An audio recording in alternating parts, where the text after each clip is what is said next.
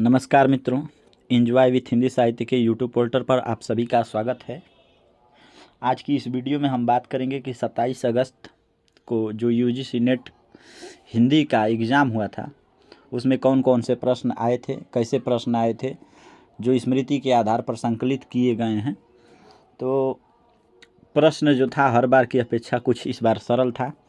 देखिए, जैसे एक प्रश्न आया था कि एक कहानी यह भी किस विधा की रचना है।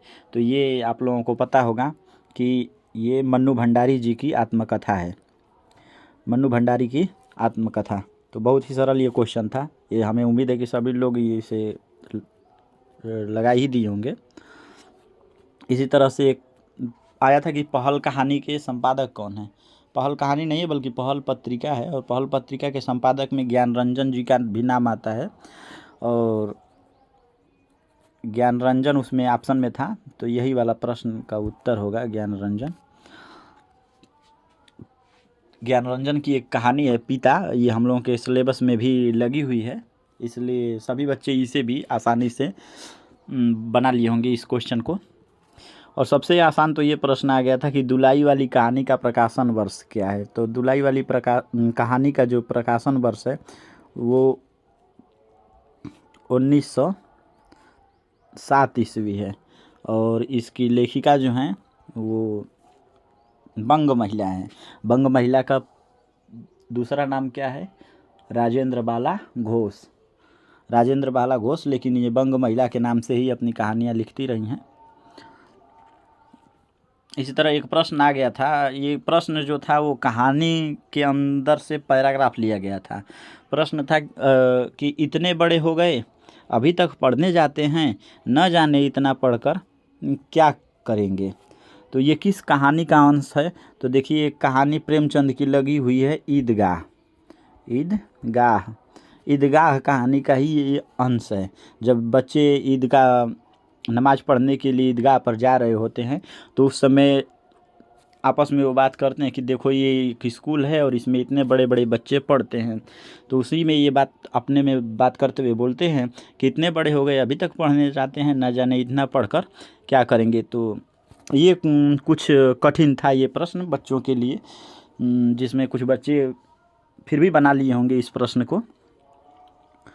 चलिए अगला प्रश्न देखते हैं। अगला एक प्रश्न आया था झूठा सच उपन्यास का प्रकाशन वर्ष सीक्वेंस लगाने के लिए आया था। कई उपन्यासों के नाम दिए गए थे, तो उसमें झूठा सच था, मैला आंचल था।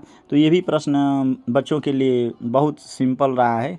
झूठा सच जो है यशपाल की रचना है, यशपाल, और इसका प्रकाशन वर्ष 1958 ईस्वी है। तो और मैला आंचल का 1954 ईस्वी। तो इस प्रश्न को भी सभी बच्चे बना लिए थे। क्वेश्चन वाकई में ये सरल था। चलिए देखते हैं अगला प्रश्न। देखिए, एक प्रश्न आया था कि हिंदी का स्टील किसे रामचंद्र शुक्ल ने कहा है। तो ये भी बहुत सरल क्वेश्चन था। हिंदी का स्टील जो है प्रताप नारायण मिश्र को कहा गया है रामचंद्र शुक्ल के द्वारा। तो ये प्रश्न भी बहुत सरल ही था। अगला प्रश्न आया था कि कविता क्या है का प्रकाशन वर्ष। तो कविता क्या है का प्रकाशन वर्ष शायद हमारी उम्मीद से 1909 होना चाहिए, और इस पर थोड़ा भ्रम है हमें। भी आया था वाक्यम रसात्मकम काव्यम, किसका कथन है। तो वाक्यम रसात्मकम काव्यम जो है विश्वनाथ जी का है। विश्वनाथ के द्वारा ये कहा गया है, विश्वनाथ जी के द्वारा। तो ये भी प्रश्न बहुत ही सिंपल था, इसे भी बच्चे बना लिए थे।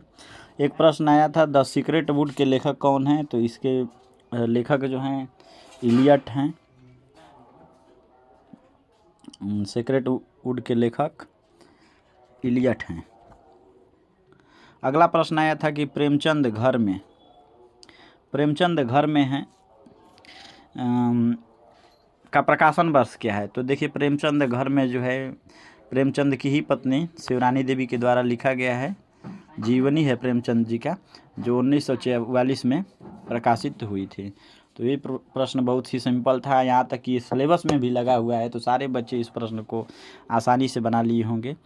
अगला प्रश्न है, आवारा मसीहा का प्रकाशन वर्ष क्या था? तो आवारा मसीहा का प्रकाशन वर्ष 1974 ईस्वी है। ये भी बहुत प्रश्न सिंपल आ गया था इस बार।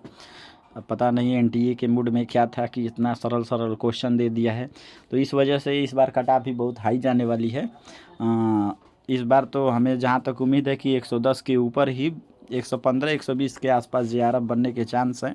उससे नीचे तो कहीं कोई बात नहीं हो सकती है। तो